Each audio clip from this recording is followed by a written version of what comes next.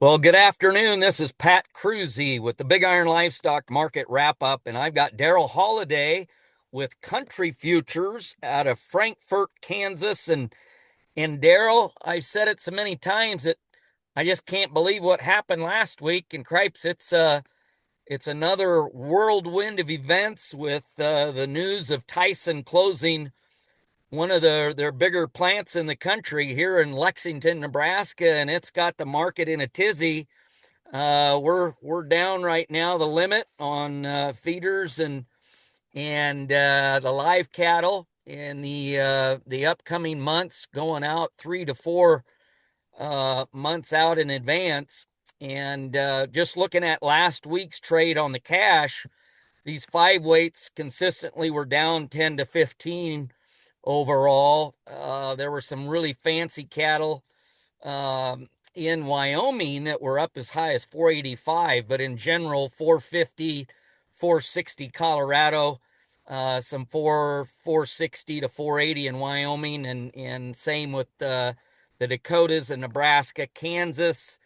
Um, actually, they were 10 to 15 lower, and this number should be a little lower than that. I'm thinking it should be at 450 to 475. I might not have changed that, but again, a lower trade. And you would mention in Oklahoma today, in Joplin, we're down considerably with this news.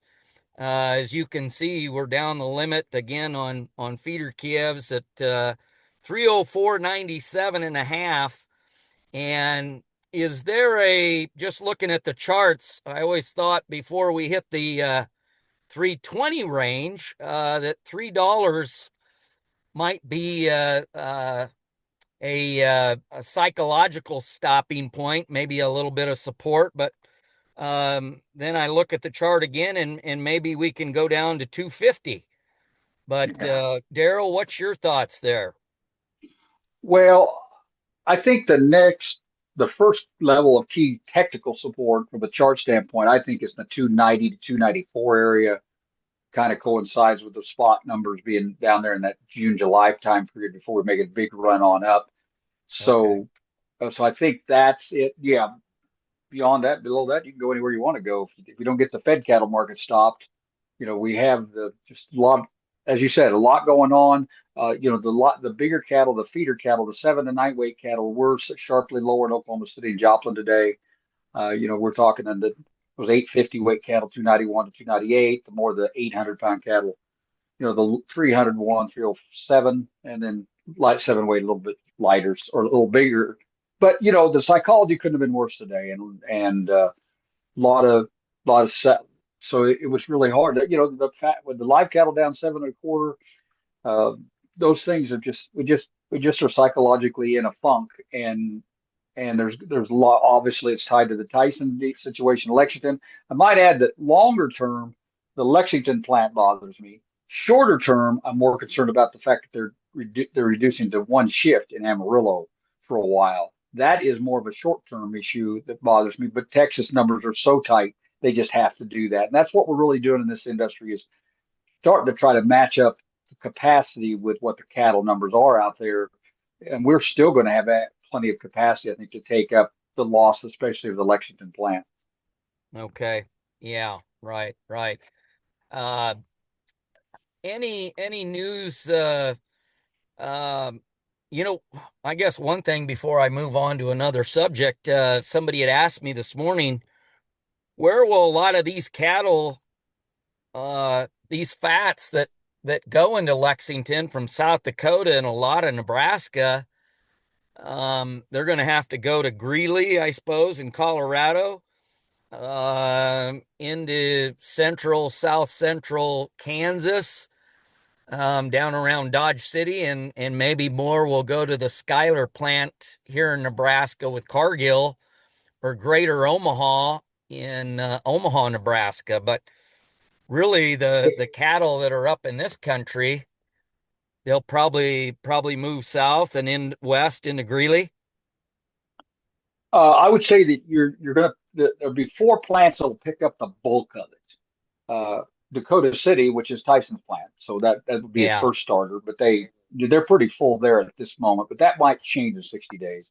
Greeley, as you said, I mean, the JBS and Cargill will grab a significant. Those plants have not been running full capacity, so they'll grab. And the one I think people forget about is the new plant Gothenburg that is wanting Right. to get up to 1,500 head, and they're not to 1,500 head yet. So they've got room. This will probably be their little windfall for them. They Yeah. needed to grab some market share, and they'll grab it. So I guess our thought is of the 5,000 head, 3,500 uh, that will be picked up fairly easily. I say easily if there was capacity there, and we'll work on the other. But I don't think it's quite.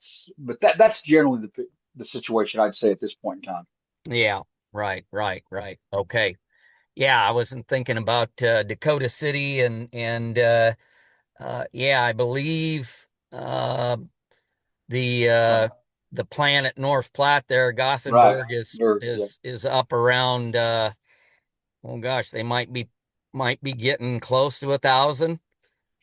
Um, Yeah, I don't know. It's hard to. I've heard different reports, but I think they're pushing it to get to 1,000. But yeah. I definitely think there's 500 or 600, 800 head to get there. If you and as you said, I shouldn't leave out. I'm not really disagreeing with what you said. There will be some cattle that will move south. Don't For one, some of them have to. Tyson has some captive supply arrangements in central Nebraska. Those cattle got to go to a Tyson plant. I don't think they're going to take those to Dakota City. They're quite likely they'll go to Holcomb. So Oh yeah. that would be I would argue that would probably be 1,000 head a week. Well, it'd be more than that. Probably 1,000 to 2,000 head a week that are going to have to go south into that Holcomb plant. Maybe some would go to Dakota City, but so that leaves, Okay. remember those captive supply cattle are not cash marketed cattle. Yeah. And so that, Right. so Yes. Okay. Okay. Very good. Well, we'll see. Do you feel, I guess one last question on this reaction to the news, and do you feel like on the future side uh, there's a lot more fallout over the next couple days, or is this just a the knee-jerk reaction and this thing will settle down tomorrow or Wednesday?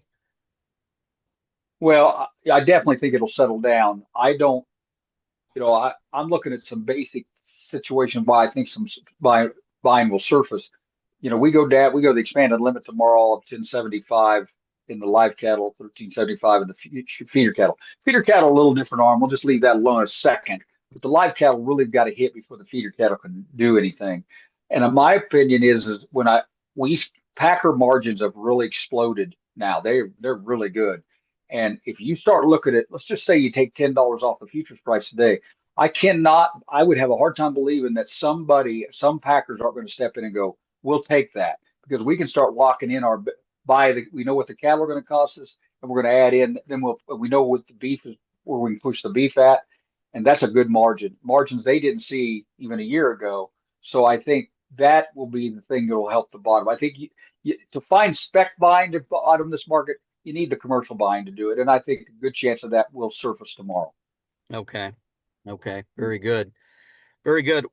Any new news on trade with China? Anything there that could be a positive spin for the beef producer here as they take on some cargoes of soybeans? Are hearing anything on beef movement there?